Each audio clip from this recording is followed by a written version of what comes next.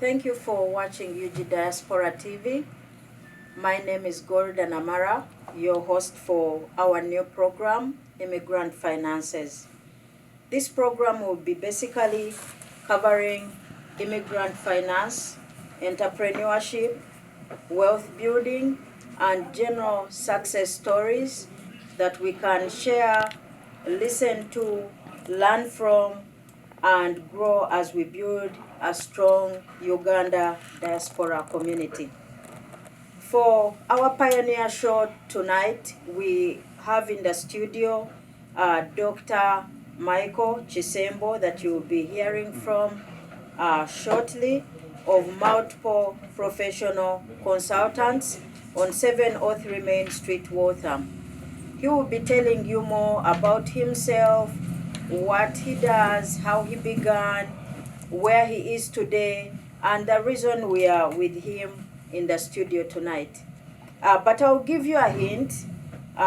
Multiple professional consultants is pioneering an initiative of using information as a way of empowering our community. Doctor will be talking more about that. So, dear viewers, information is a very, very vital part of having good health, of building wealth, of making the right education choices, making the right investment choices, of living generally a good life. So, Dr. Kisembo. Yes, Golda. How are you today? I guess I'm okay. How are you doing? Fine, thank you. Welcome. Yeah, so can you tell us a bit about yourself, who you are, where you come from in Uganda, how you started your professional journey, and where you are today, basically. Okay, as the Golda has said, my name is Michael Kisembo. The only thing he did not say is Akiiki. I come from Fort Portal, Uganda, western part of the country, and I studied both in the west and also in central in Uganda. My secondary school was at Namungona Ochwato Memorial College in Namungona. From there, where I went to Namiryango College, and then before I joined Makerere University in the first semester, then I was given a scholarship to come to US. I had an option to either go to UK in Cardiff University or come to US. I did decide in the US because for my teacher, I had a teacher in secondary school, was Mr. Page, who used to tell us a lot of things about US. So I said, well, you know what, let me go to US. We came here, and I went to Hellenic College, Holy Cross. I did my undergrad and postgrad in theology and in business. And then from there, I went to Suffolk University, where I did accounting and finance, my MBA. Went back to Uganda, worked for 12 years with different international agencies, and then came back for my postgrad or my PhD. Then I happened to stay here after graduating and doing the doctoral program. I started teaching the two schools, the Suffolk University and also Hellenic College in Brooklyn. Wow. But Brooklyn was giving better because they were giving me a head of department of the program. So I left Suffolk University, referred to my old school, Hellenic College, was in Brooklyn. And that's how we are here. And then from there, with a friend of mine who I called my brother Alex Sewanya, before he was going to his tours because he's a military guy, he was going his tour in Iraq. Then we did decide to start a company called Multi-Professional Consultants. That was way back in 2002. So we have been operating, serving the community for the last 20 years. Wow. So here we are. And we love supporting the community, serving the community, giving back to the community because also we're giving. Wow. So, Doctor, which year did you come to the US specifically? The first time I came to US was 1980, September 15. Oh, wow. So, our dear viewers, did you know that most of the immigrants Ugandan immigrants we have in the US today started coming in the 1960s, and most of them were coming specifically for education. And then later, with the Idi Amin government and the Bush War, the 1986 Bush War, and the current ongoing political trends, we see more and more numbers of Ugandans migrating here. I believe most of your story is similar to most stories I hear from the community. Yes. Most people came when they thought they would go back, but they have stayed here for this long. What services do you offer for your multiple professional consultants? We offer several services, and we've been expanding, and I think also we're going to add more services next year. We're already planned about that. We do all the accounting services. We represent our clients before IRS and the court or the tax court. We do accounting and finances. We do documentation like notary public. We do unlimited representation, as I said, photocopying, auditing, and what have you. And general consultants also we do that, depending on what our clients or the committee wants. Okay. Like how many people do you employ? We now, full-time and part-time, roughly there's 7. Oh, there are 7. But others don't live here, others are online, on remote. Oh, they work from home. Some of them work from home, yeah. Okay, that's very, very good. Thank you for serving our community. It's my pleasure. Right? Yeah, we appreciate. Yeah, so about this year's appreciation dinner that is going to take place on the 26th. Where is it going to take place again? At the Hall of Elix on Waltham Street. To be exact, is 959 Waltham Street. Okay. In the city of Lexington, just almost the border between Lexington and our Uganda city of Waltham. Yes. What are you going to be offering to the people that are going to come for the dinner? What do you have to offer? What is the theme for this year? Yeah, the most important thing is that our company, or our organization, and ourselves, especially the two partners who started this organization, we believe that information is power. You hear what they say, that if you want to keep something secret from us, or our own skin color, you put in the textbook or you put it somewhere. The person who has information is the person who has the power, really. Okay. So we can see even in the US has the plenty of information, and that's why it's one of the powerful countries. So what we're going to do is sharing the information. The theme is just sharing of information for the benefit of our community, for the benefit of Ugandans and non-Ugandans, because multi-professional concept does not only serve the Ugandans, where it's about. It serves many people, whatever of your color, whether Ugandans, whether East Africans, whether whites or blacks. And in fact, we have some guests who are coming from Uganda. I think there are about 3 who will be coming from Uganda. And that's why we are, that we say that let us share the information, be it financial, be it social, be it medical. Let our people be equipped with information. Because through information sharing, you can achieve a lot. And the problem we have is we don't have enough information to make us through. Okay, sure. That is a very important very important theme you have.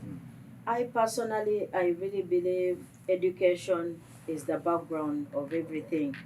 I did an individual study about the Jews. Okay. Oh. Because I also do financial literacy in the community. So I did not want to teach people things that have never been applied before. Oh, thanks. And I was surprised that Jews started migrating to the US about 100 years ago, and they came with nothing.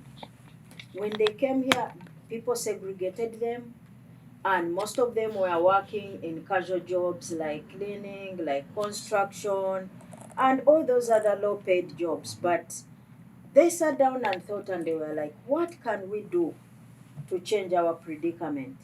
What Right. can we do to be heard? What can we do to earn more?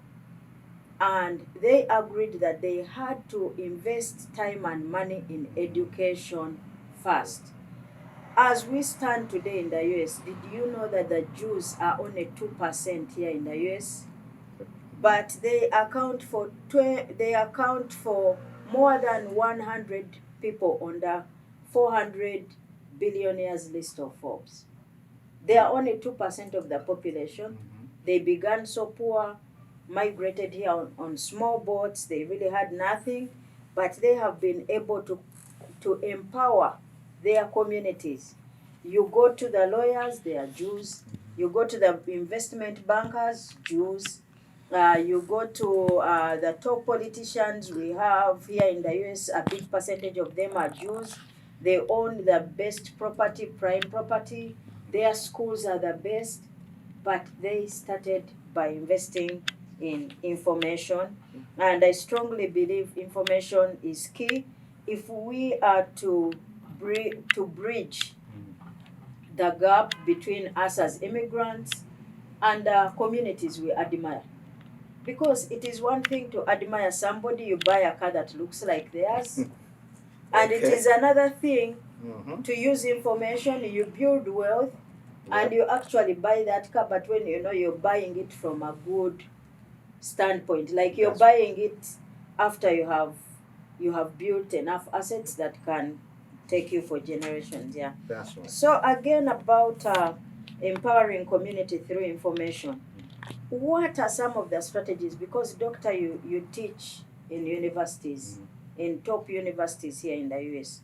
What are some of the strategies do you think we can use as a community to make sure to entice? Because you know, we Africans, I should say, by culture, by nature, we are not people who are really interested in learning. Sure. Because for me, I teach, I do financial literacy for those who see me in the community.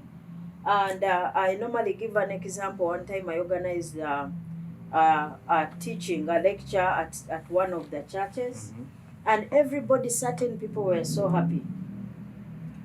I had just started like 10 minutes into the teaching. Someone was like, oh, I organized a barbecue. It was 1 hour away from where we were studying from. People left me in the Oh room, my God. got their cars, and drove off like I had even never existed. I was left in the room with only 2 people. That for us to be able to push our community, for us to be able to build and be like the communities we admire, the Jews, the Indians, the Chinese. So doctor, again, you're teaching in the colleges, in the universities. What are some of the strategies you think we can use to entice, to make our people really, including myself, to make all of us love information, look for information, hunger, like be hungry to know information on health, on the law, because so many people have ended up in jail because they did something they thought was okay, but it was actually a crime here, on finance. Yeah. So many have made mistakes on their tax and they have ended up audited and indebted. What can we do to encourage our people to make the right information choices and to pick that interest? Yeah, it's very.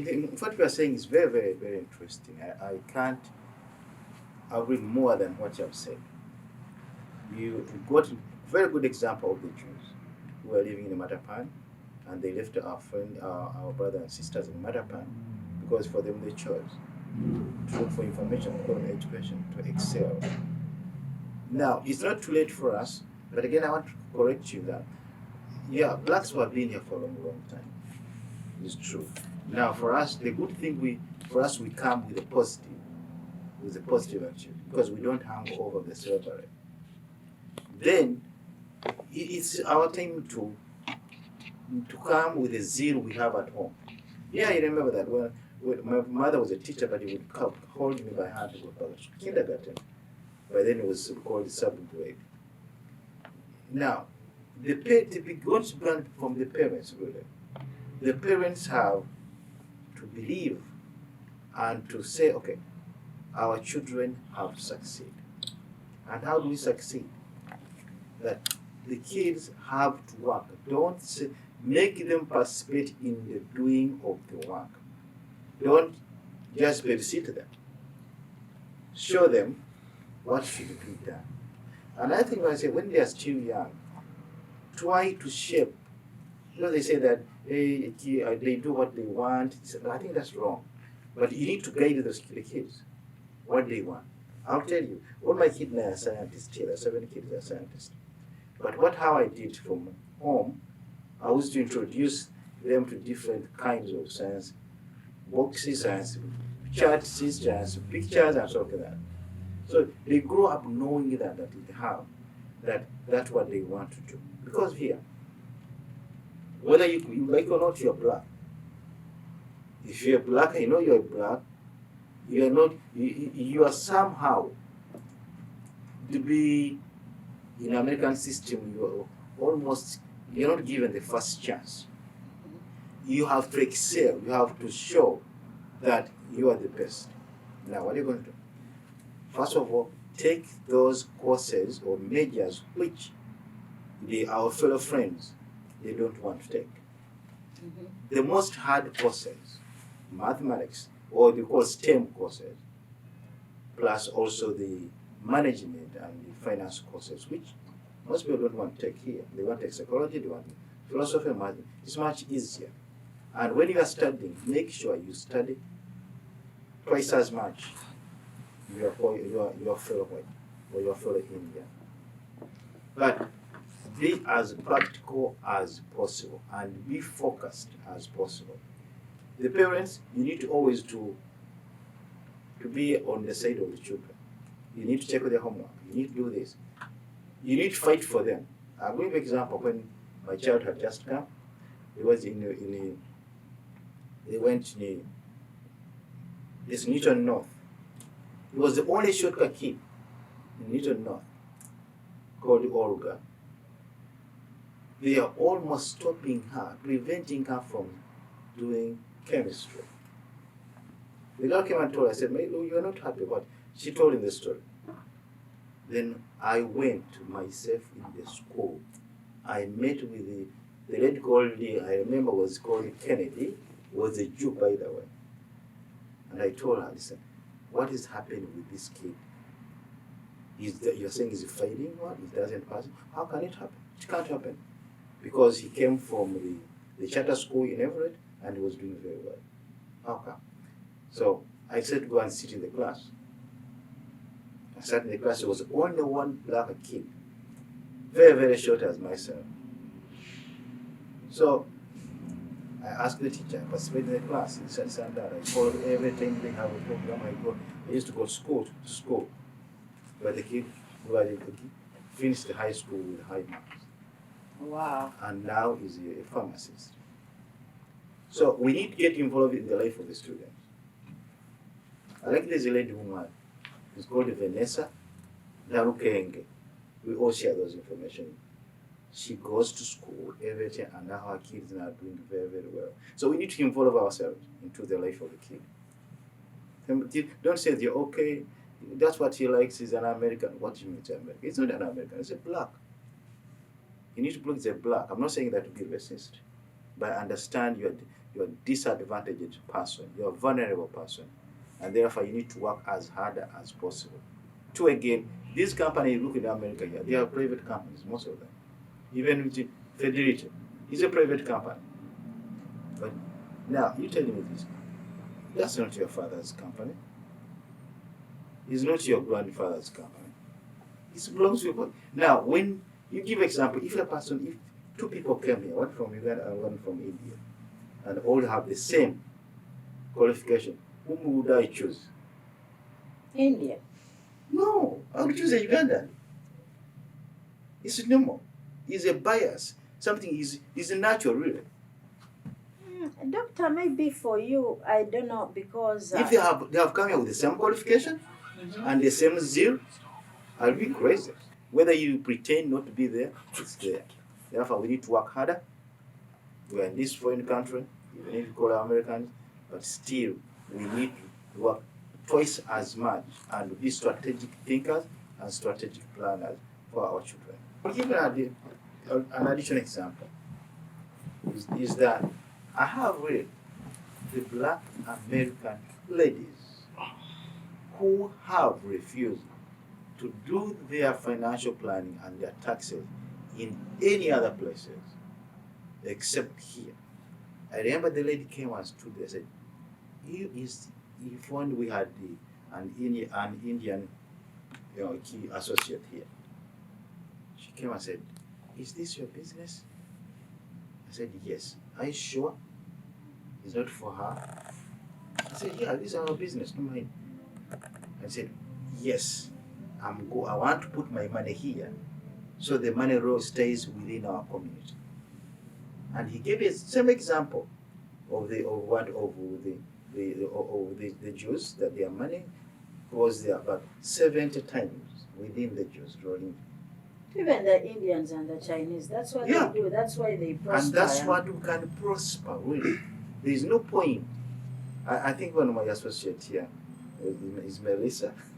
He was telling me, because I was looking, I said, I'm going to take my car for repair.